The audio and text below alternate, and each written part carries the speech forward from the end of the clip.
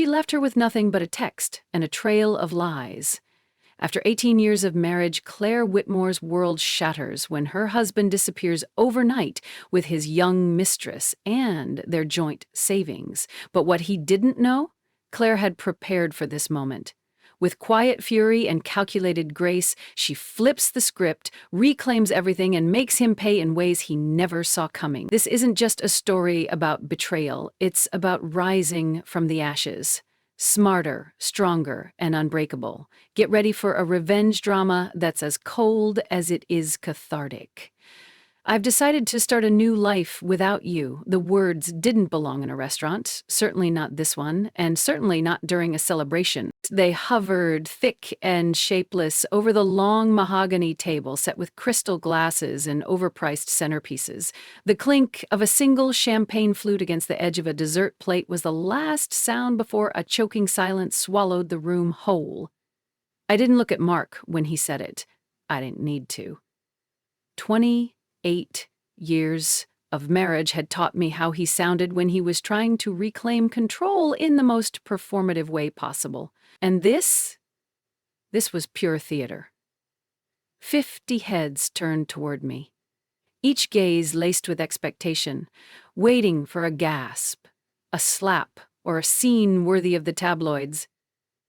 But I had given the best years of my life to scenes no one applauded. I simply lifted my water glass, took a slow sip, and smiled. "Congratulations," I said evenly, "on your honesty." From the corner of my eye, I saw Ava freeze. My daughter's graduation cap was still perched slightly crooked on her head, her eyes wide with disbelief. It was her day, her moment.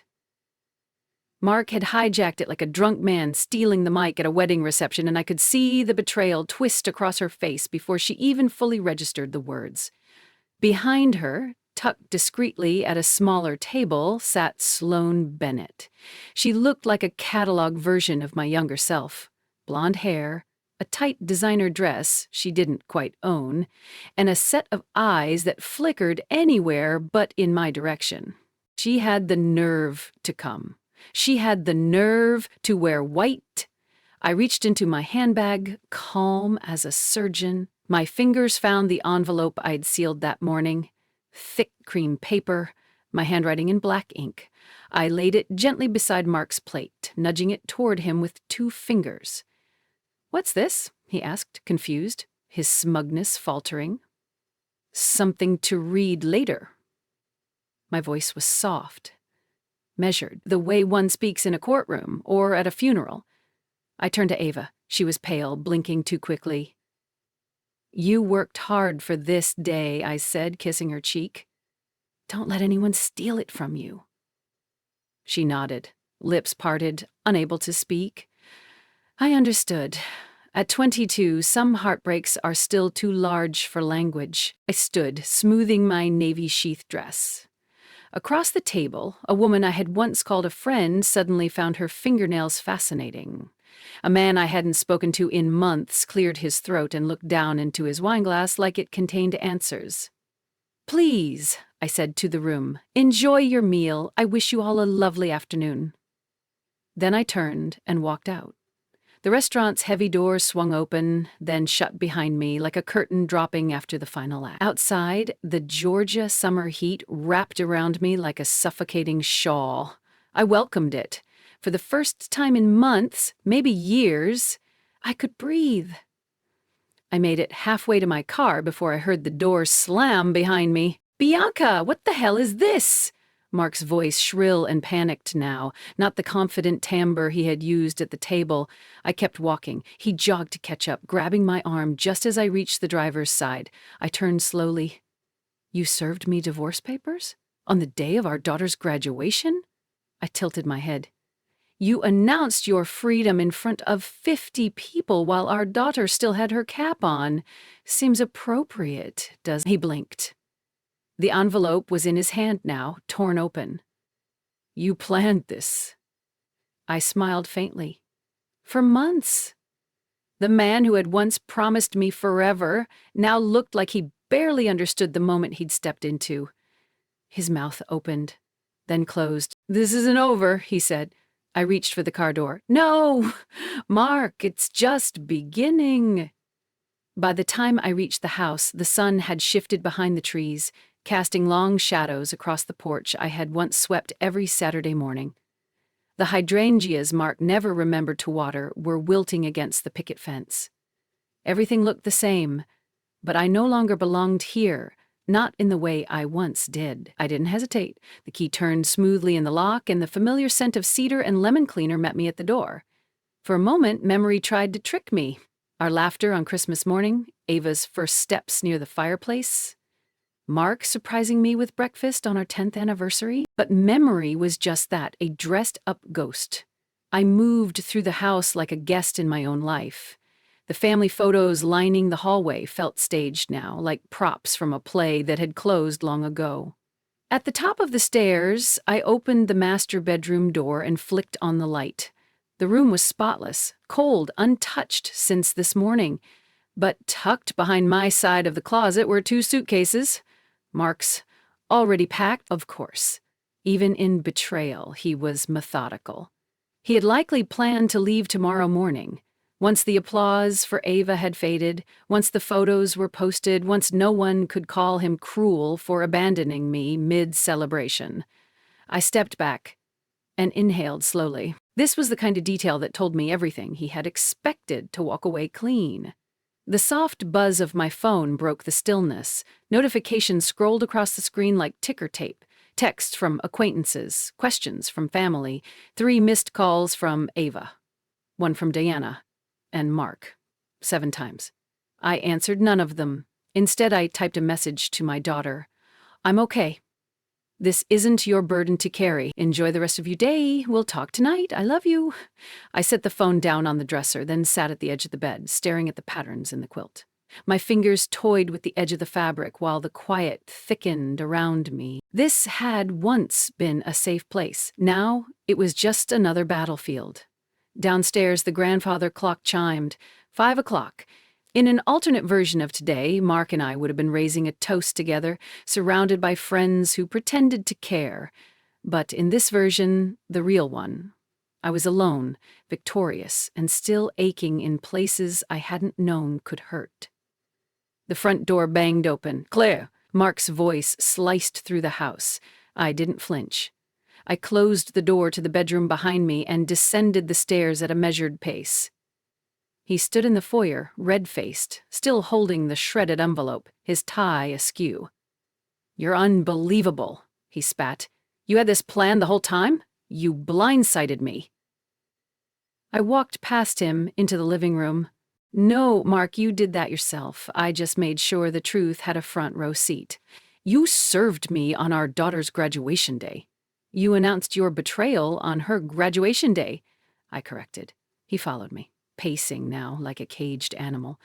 This isn't how it was supposed to go. No, I agreed. You were supposed to look noble. You were supposed to be the one who left first, with the girl on your arm and your narrative all lined up. He paused, then laughed bitterly. You think this will stick? That prenup expired years ago. My lawyer will... It didn't expire. My voice was calm. Section 12. The fidelity clause stands for the duration of the marriage.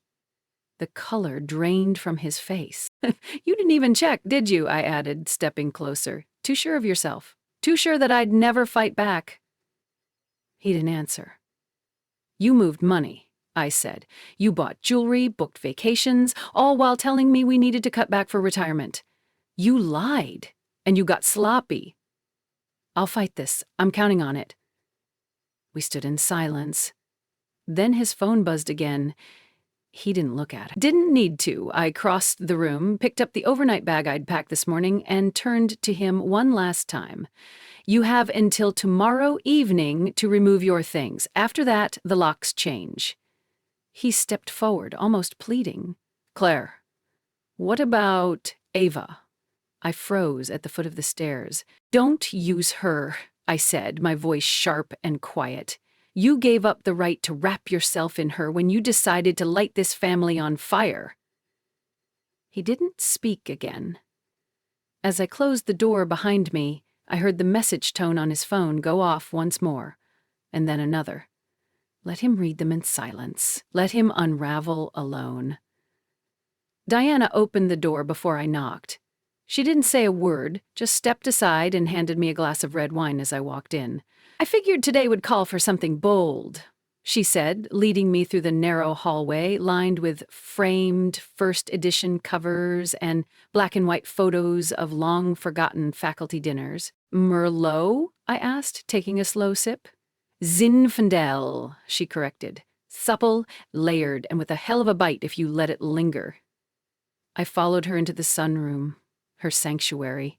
Ferns hung in every corner, and the scent of eucalyptus and old books filled the air. The overhead fan clicked in a slow rhythm. Here the world felt paused. I sat on the rattan love seat, bag still in my lap, glass firm in hand. "Was it as theatrical as you predicted?" Diana asked, settling across from me. "Worse." I told her everything. Not just about today, but about the messages I'd found on Mark's phone months ago. The quiet money transfers I'd traced, the fake accounts, the receipt for a necklace I'd never seen. I told her about the nights I stayed late at the office, not because of work, but because I couldn't bear the sight of him texting in our kitchen like a teenager sneaking calls to a forbidden lover. I told her about the envelope, the courtroom date, the prenup clause he never thought I remembered. Diana listened without interrupting, only refilling my glass once. When I finished, she leaned back and exhaled, eyes narrowing. "I knew something was wrong last Christmas," she said finally. "I saw them. Mark and the blonde." "Sloane, is it?" "They were too familiar at the Hendersons' party." "You didn't tell me?" "I confronted him. He brushed it off, said she was a marketing consultant for a project he was working on." Her mouth twisted. "I wanted to believe it wasn't what it looked like."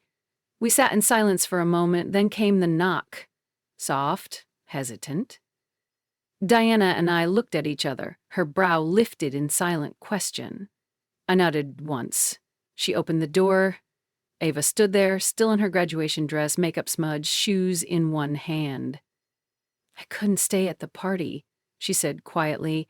"He's telling everyone you're unstable, that you've been plotting this." Diana pulled her into a hug before I could get to my feet. Ava leaned into her like a wave, collapsing into shore, and then she crossed the room and sat beside me, curling into the crook of my arm the way she did when she was 6 and woke from nightmares. I smoothed her hair back and kissed her forehead. "I'm sorry you had to find out like this," I whispered. "I should have known," she murmured. "He's been so off lately, distracted. He hugged me this morning and said how proud he was. Then 4 hours later, he breaks everything." "He didn't break everything," I said gently. "He exposed it. There's a difference." She pulled back, looked at me. "Is it true?" she asked. "All of it? The money, the apartment, her?" I nodded once. "I didn't tell you earlier because I didn't want to taint your final semester. You deserved that." "You should have told me," she said, eyes shining with tears. "But I get it. I really do." My phone buzzed again. Diana's, too. We ignored them both. Ava glanced around. "So this is where we're staying?" "For now," I said, "until things settle." Diana raised her glass toward us. "To war rooms and women who refuse to lose." We clinked glasses. Ava smiled for the first time that day. Small and crooked, but real. Outside, the sky was beginning to dim, but inside that room something had lit. Quiet and fierce. We weren't broken. We were just getting started. The clock in Diana's kitchen struck 8:00 p.m., the chime echoing faintly into the sunroom where the three of us sat, cocooned in the warmth of old furniture and new truths. Ava had finally drifted off on the couch, curled under one of Diana's hand-stitched quilts, her breathing soft and even. There was something both heartbreaking and comforting about watching her sleep, still so young, but now touched by the fracture of family. I stood, careful not to wake her, and made my way quietly toward Diana's study. She followed without a word, carrying her laptop under one arm and a stack of manila folders under the other. "She shouldn't have to witness any more of this tonight," Diana said, settling across from me at the desk. "Let's talk strategy." We sipped the last of the wine as I pulled my own folder from my overnight bag. Inside were color printouts, annotated emails, and a detailed timeline I'd been building for weeks. I laid it out between us, piece by piece, each one a nail in Mark's carefully crafted coffin. "The court hearing is scheduled for Tuesday morning," I said, sliding the prenup copy across the table.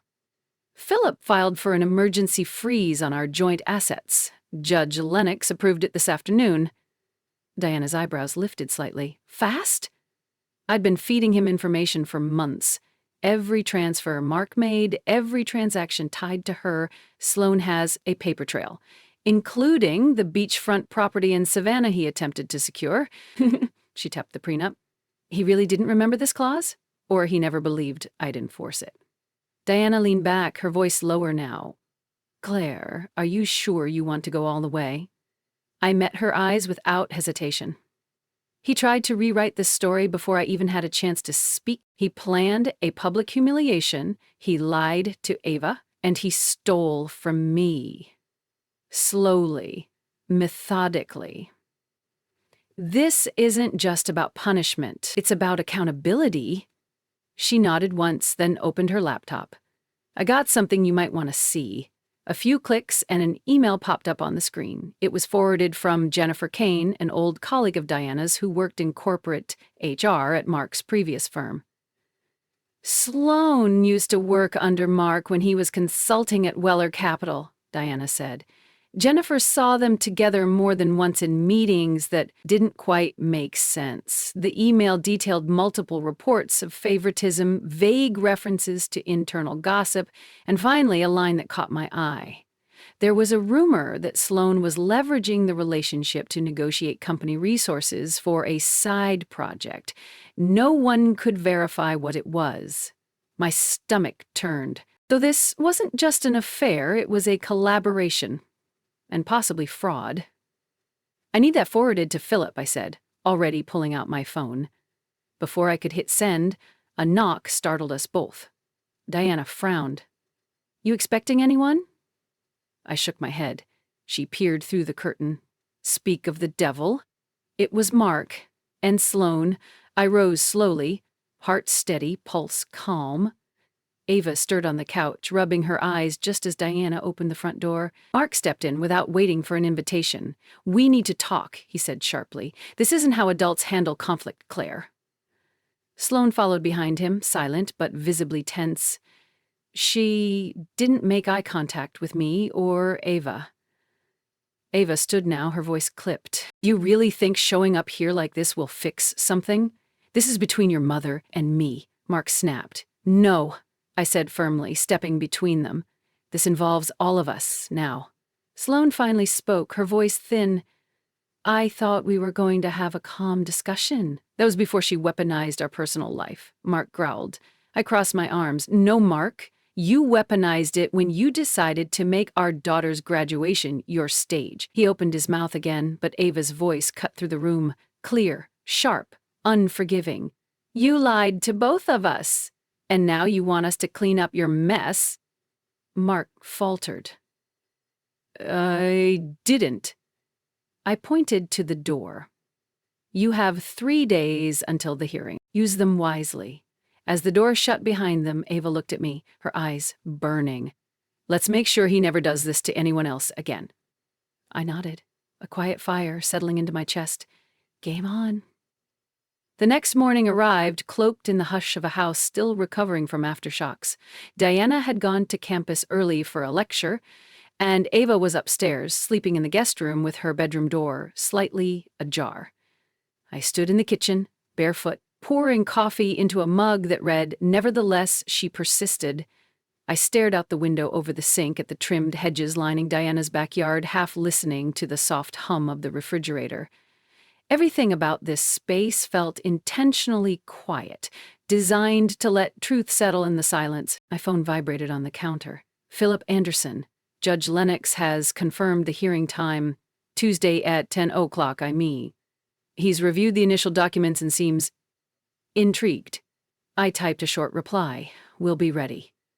Then I opened the audio file. It was still there, crisp, timestamped and saved on both the cloud and 2 USB drives I kept hidden. I pressed play. After the graduation, I'll tell her it's over. Public setting is better. She won't make a scene in front of people. Mark's voice, measured, deliberate. Sloane's followed, her tone almost rehearsed. And she still doesn't suspect the money transfers? No. Claire trusts me completely. That's her weakness. I hit pause. There was nothing impulsive about what Mark had done. It wasn't a love affair. It was a campaign. I walked back to the dining table and laid out the evidence folder I'd assembled. On top sat the prenup. 28 years old, but preserved with care. I'd read it so many times I could quote it in my sleep. But today I flipped straight to Section 12. In the event of infidelity by either party, the non-offending spouse shall retain primary claim over shared real estate, joint financial assets, and associated retirement accounts, unless otherwise voided by mutual agreement. There had never been any mutual agreement. I closed the folder just as Ava descended the stairs in an oversized sweater and socks. Her eyes were puffy but clear. Is it weird that I slept better here than I have in weeks? She asked, pulling a chair beside me. No, I said, sliding a plate of toast toward her. It's the first place where no one's pretending anymore. She bit her lip, then looked toward the folder. Is that the prenup? I nodded. She hesitated. Can I read it? I studied her face. She wasn't asking as a daughter anymore. She was asking as someone whose world had been split and who wanted to understand exactly where the fracture began. I handed it to her without a word. As she read, her brows furrowed. She flipped to the clause, reread it, then looked up. He didn't think you'd remember this, did he? No. He counted on me being tired, on me staying quiet. Ava exhaled slowly. Well, he's in for a surprise. Just then, my phone lit up again. This time it was a name I hadn't expected. Jennifer Kane, I answered. Claire? Her voice was low, cautious. I don't want to be involved, but I think you should know. Sloane used her connection with Mark to request internal marketing funds from Weller Capital last fall. She told the committee it was for a brand project, but the numbers didn't make sense. I stood, adrenaline spiking. Do you have documentation? I've forwarded the internal report to your lawyer. Just be careful. There's more to her than what she shows. I hung up, my mind already racing. Across the table, Ava was watching me carefully. More firewood? I nodded slowly. Enough to burn the whole foundation down. Ava smiled faintly. Then let's light the match. That evening, just after sunset, Mark and Sloane returned. They didn't call first, of course. They never did. The knock came sharp and insistent 3 times against Diana's solid oak door, like they were entitled to answers I owed them nothing for. I opened it slowly, letting them stand in the frame a second too long, caught in that liminal space where people decide whether to fight or retreat. Mark stepped forward. His suit jacket was wrinkled at the shoulders, like he'd slept in it. Sloane stood just behind him, arms folded, her carefully curled hair starting to frizz at the ends. Her eyes darted over my shoulder, as if hoping Ava wasn't home. Claire, he said, his voice already strained, can we talk inside? I think we're past civility, I replied. But come in. Just don't mistake the calm for surrender. I led them to the living room, where the lights were dimmed and the air held that late summer heaviness. Ava sat at the dining table, her laptop open, earbuds in, but she noticed them immediately. Her back straightened and one bud slipped from her ear. I didn't tell her to leave. Mark stayed standing, pacing in short, erratic loops. Sloane took a seat, visibly uncomfortable. I waited. This has gone too far, Mark said. Freezing our accounts, dragging this into court. You want to destroy me? No, I said. You did that yourself. I just brought a mirror. He scoffed, glancing at Sloane for backup, but she didn't meet his eyes. I'm not the villain here, Claire. Things got complicated. Feelings changed. You didn't fall out of love, I said coldly. You fell into an opportunity. Sloane flinched. I walked to the table and picked up a flash drive. Quietly, I slid it into the laptop beside Ava and played the recording. Mark's voice filled the room. After the graduation, I'll tell her it's over. Public setting is better. She won't make a scene in front of people. And she still doesn't suspect the money transfers? No. Claire trusts me completely. That's her weakness. By the time it ended, the silence was thicker than before. Sloane's lips had parted slightly, stunned. Mark's face was blank, then flushed. You recorded our private conversations? In Georgia, only one party has to consent, I replied, and it was in my home. My computer, my air. He took a step forward. This is illegal. It's legal and admissible. Sloane rose slowly. You told me everything was handled. Mark turned to her. I thought. You told me the prenup was expired, that you'd already moved the assets cleanly. He didn't answer. I pulled a printed page from the folder on the sideboard and laid it flat on the coffee table. Highlighted in yellow was section 12. Sloane read it silently, her cheeks draining of color. You lied to me. And you helped him, I said evenly. You were the recipient of gifts bought with joint funds. You lobbied for corporate resources under false pretenses. That's not just unethical, it's traceable.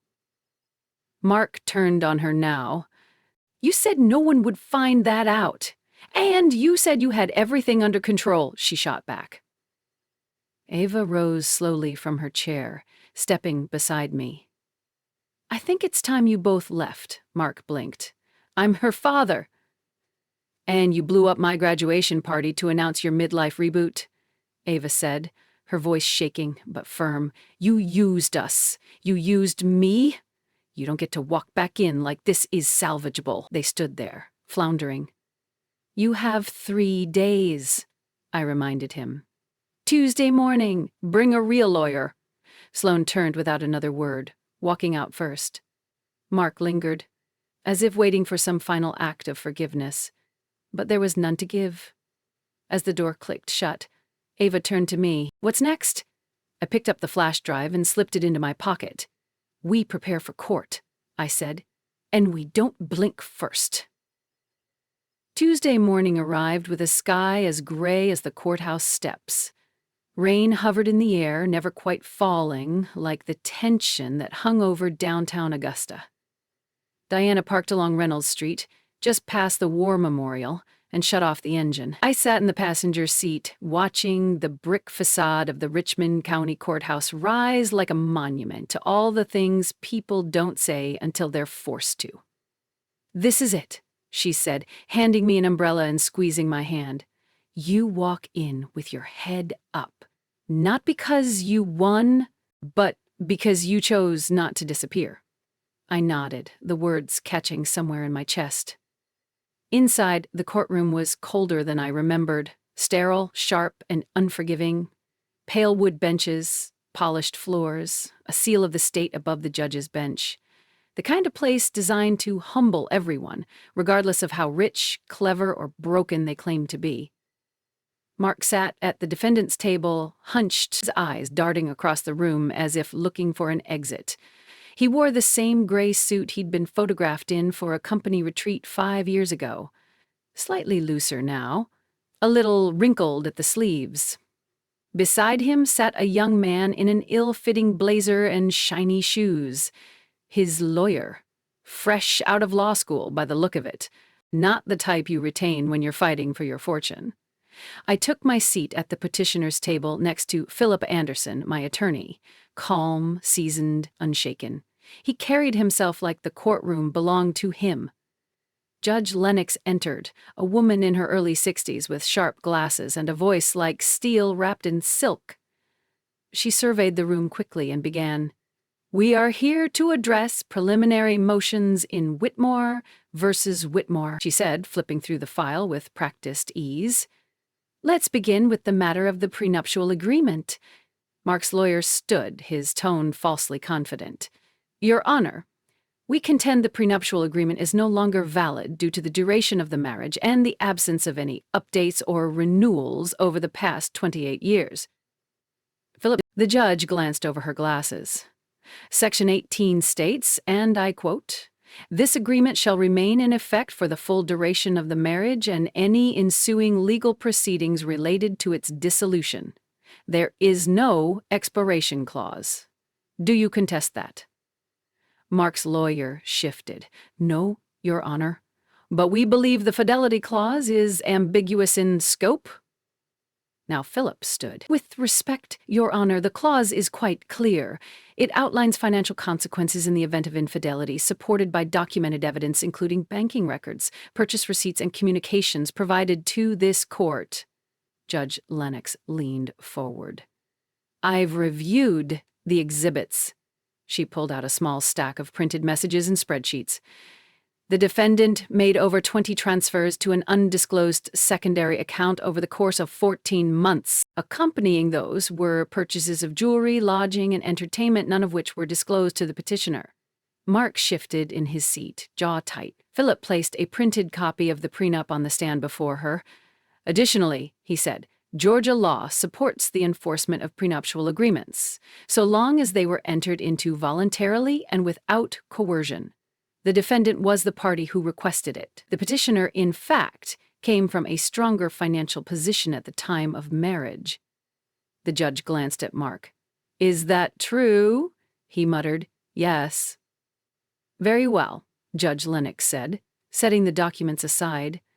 "Until full discovery is completed, the freeze on joint accounts remains in effect.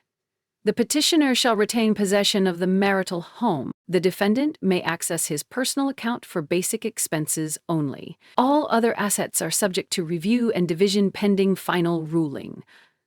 A whisper of movement rustled across the benches behind us. Even Mark's lawyer looked momentarily lost in his notes. I sat still, spine straight. Mark turned toward me, his face flush with the realization that the empire he thought he controlled had shifted beneath his feet. And it had only just begun. When the session ended, the sound of chairs scraping against the courtroom floor echoed like an aftershock.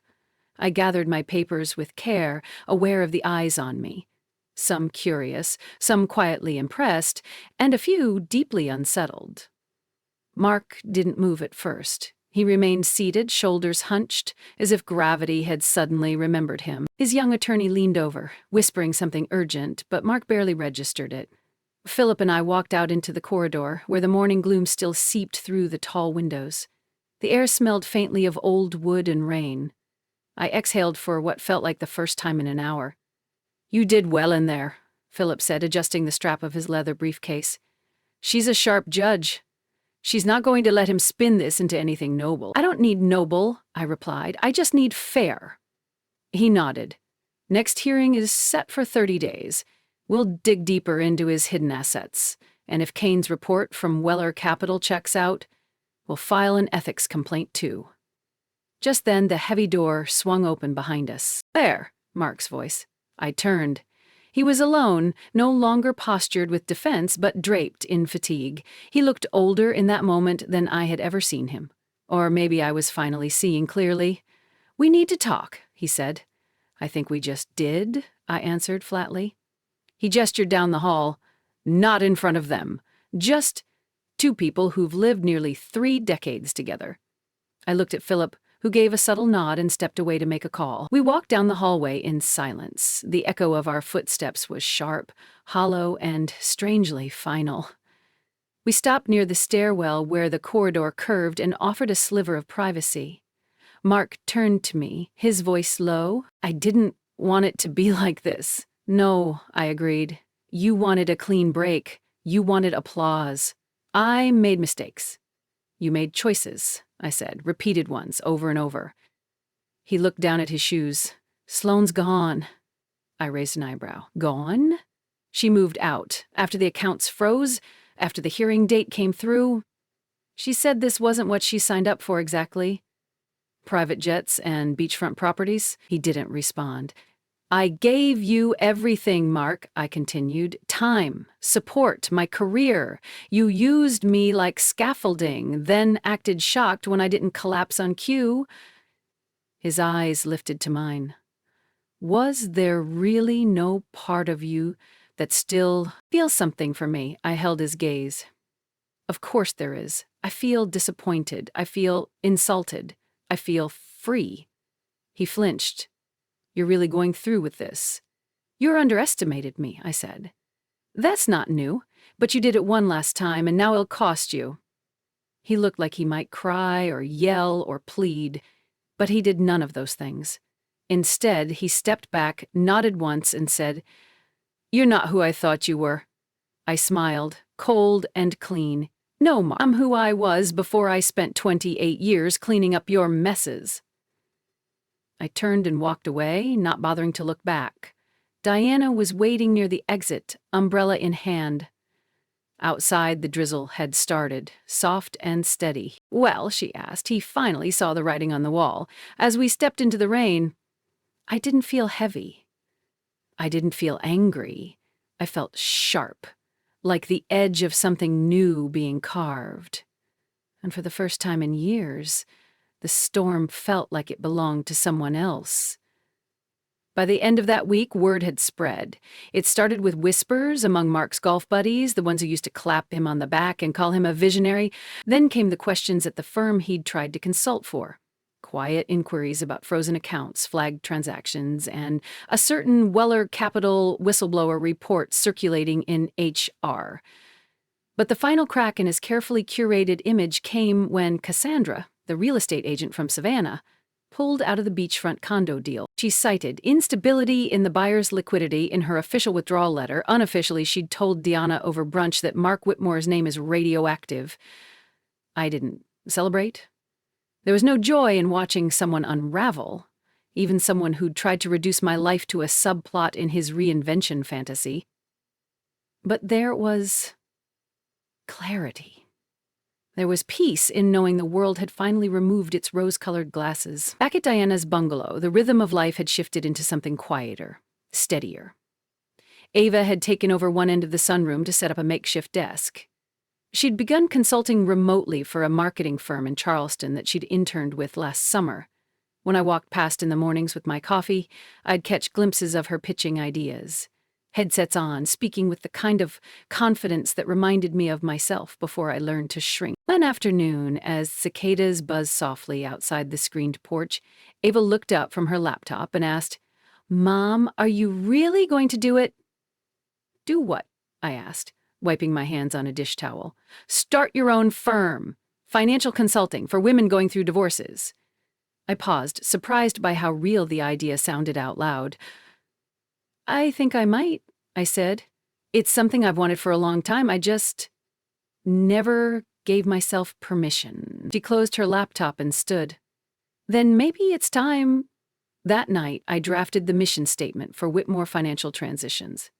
Helping women reclaim their financial voice after betrayal, loss, or reinvention. I rented a small office space downtown, modest, with exposed brick walls and a chipped oak desk that I immediately loved. I hung my degree from Emory above the window and set out a jar of lavender tea on the shelf. Within a week, I had 3 clients, all women, all tired.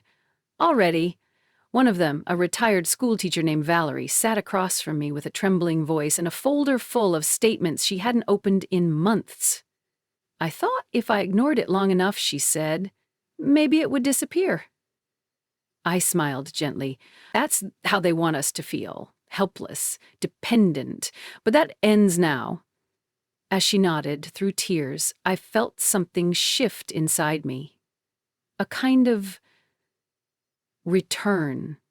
Not to who I had been with Mark, but to the version of myself I'd left behind before I even met him. Diana visited that evening with a bottle of champagne and a smile. To the woman who turned war into strategy, she toasted. We drank from mismatched mugs on the office floor as the sun dipped below the storefront awning. Outside, the buzz of traffic softened into evening quiet. Inside, for the first time in a long time, the future felt Earned. Not imagined, not borrowed, but built. Then, just as I was locking up, my phone buzzed. Mark Whitmore. Voicemail. I didn't play it. Some ghosts deserve the silence. The voicemail from Mark sat in my inbox for days, unplayed. Every morning, I'd glance at the little red dot beside his name, a silent reminder that even in ruin, he still reached for me like I was some kind of life raft. But I wasn't. Not anymore. That woman, the one who bent so he wouldn't break, was gone. Instead, I poured my energy into the firm. I filed the LLC, had a basic website designed by a local college student, and partnered with a divorce attorney in Augusta who sent me clients she said needed more than just legal help. They needed armor. Each story cracked something open in me. A nurse who'd given up her retirement to fund her husband's failed startup, a stay-at-home mom who didn't know she was still legally responsible for her ex's gambling debt. A pharmacist whose wife cleaned out their joint account and fled with her fitness instructor. I didn't just offer financial guidance. I offered clarity, structure, sometimes just a seat and a cup of herbal tea while they cried. But not everything was soft. There were moments I had to be steel. Like the morning I showed Ava how to read a prenup. We sat at my office desk, the document between us, and I traced the clauses slowly, making sure she saw the power in language. And the danger. This, I said, pointing to a line buried on page 5, is where I failed myself. Don't ever sign anything out of love. Sign because you understand it, or don't sign at all. She looked at me like she was seeing her mother for the first time. You think I'll need a prenup? She asked.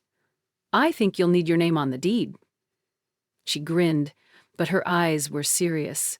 You're really not the same woman who hosted charity luncheons, are you? I shook my head. Thank God. Then came the letter.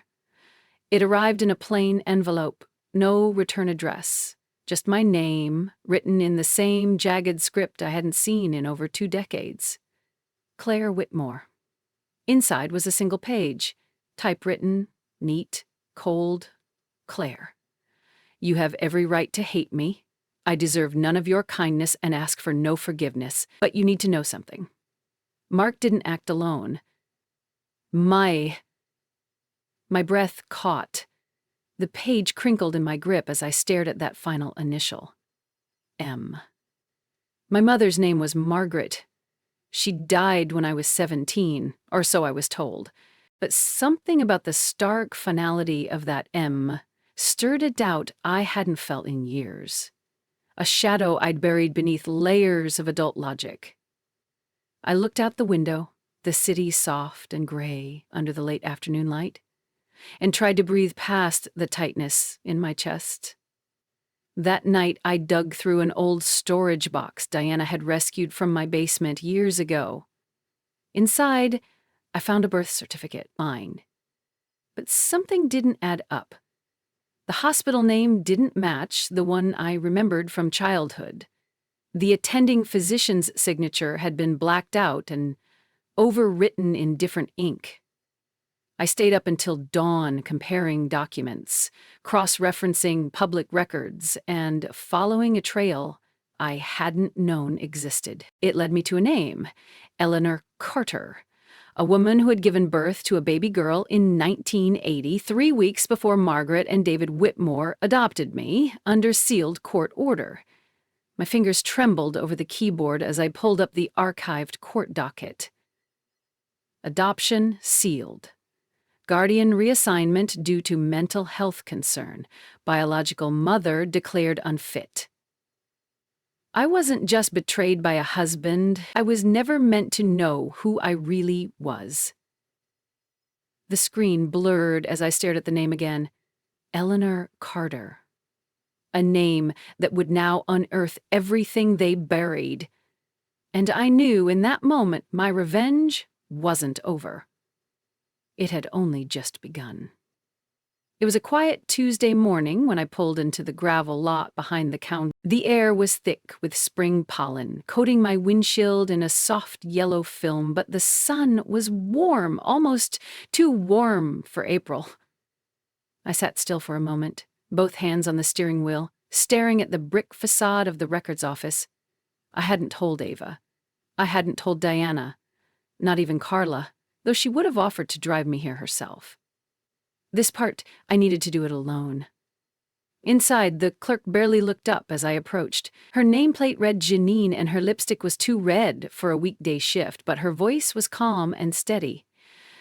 I'm looking for records sealed in 1980. Birth and adoption. For Eleanor Carter. Her fingers paused on the keyboard. She blinked. You're the petitioner? I'm her daughter. That got her attention. It took 2 forms of ID, a signature and a quiet call to her supervisor, but 30 minutes later, I was sitting in a dusty room with a thick manila folder in my lap. My life reduced to stapled paper and outdated ink. Inside were medical records, a psychiatric evaluation, and a handwritten affidavit from Eleanor herself. The letter was dated 2 weeks before my supposed adoption. They told me she would have a better life, that I was broken. I wasn't. I was grieving. They called it instability. I called it mourning. I never wanted to give her up. If one day she finds this, tell her I loved her. Tell her I never stopped. The words weren't elegant. They were raw, desperate, but they struck deeper than anything my so-called mother had ever said to me in her lifetime. Eleanor Carter hadn't been unstable. She had been erased. And I had lived an entire life under someone else's name, someone else's story. Back in my apartment, I laid the documents out across the dining table. Ava came home late from her class, tossing her backpack onto the couch, her hair pulled into a messy bun. She paused in the doorway, eyes scanning the chaos of papers, legal seals, and photos I'd found online of a younger Eleanor.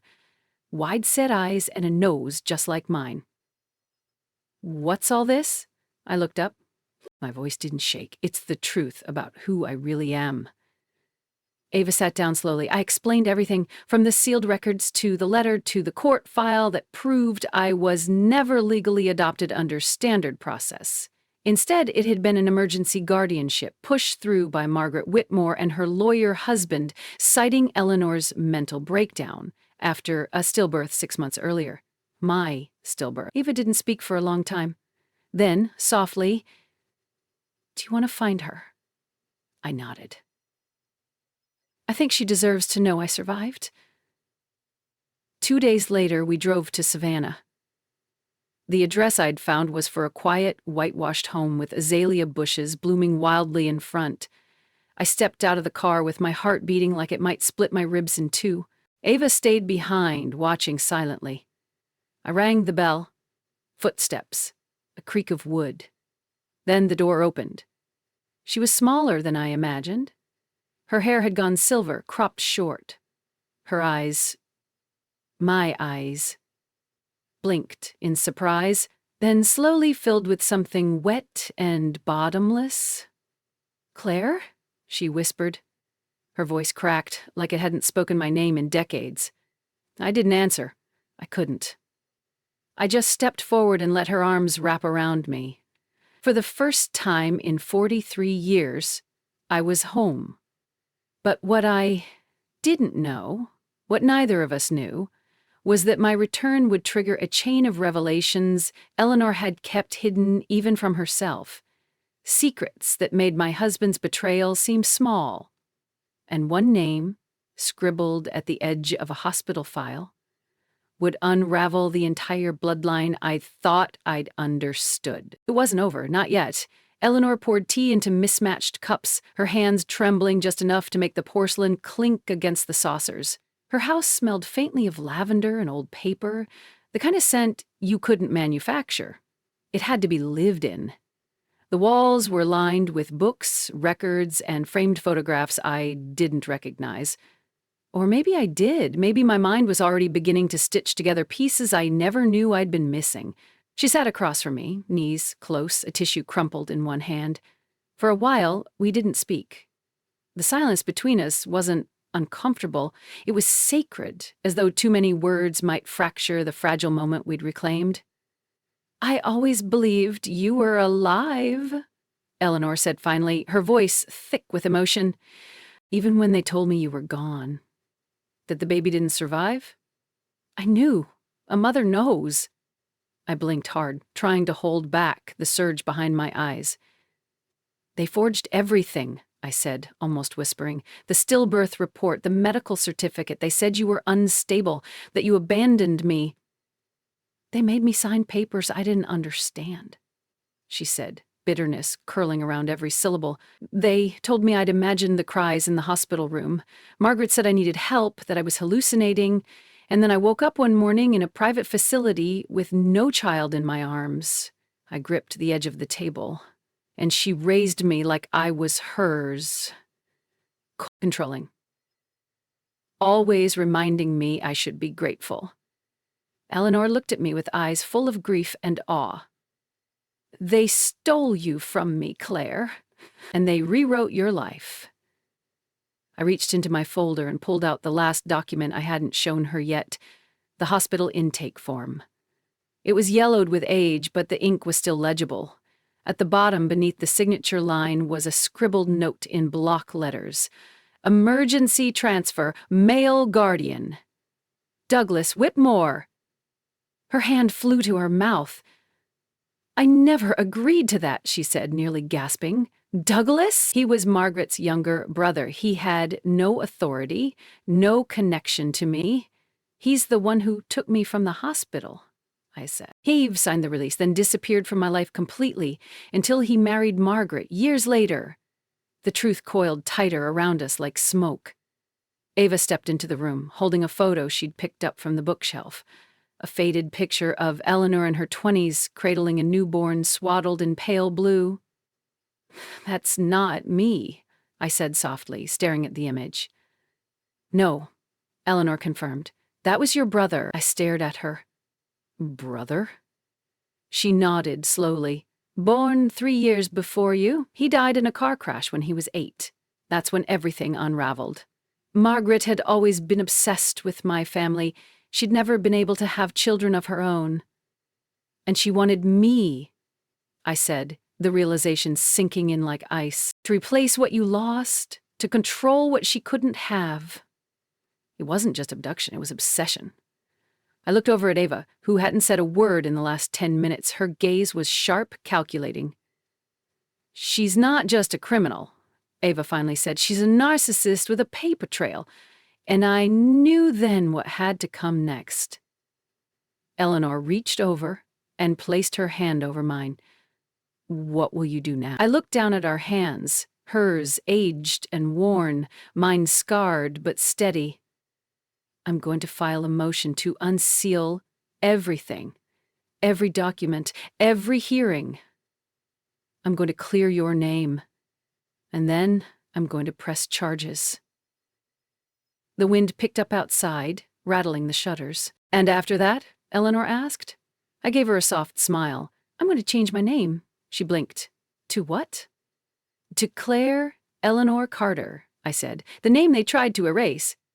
And in that moment, for the first time in my entire life, I knew exactly who I was. Not a wife, not a pawn, not someone else's replacement. I was my mother's daughter. And I was just getting started. Thank you for joining us on Claire's Powerful Journey, a tale of stolen identity, silent strength, and ultimate justice.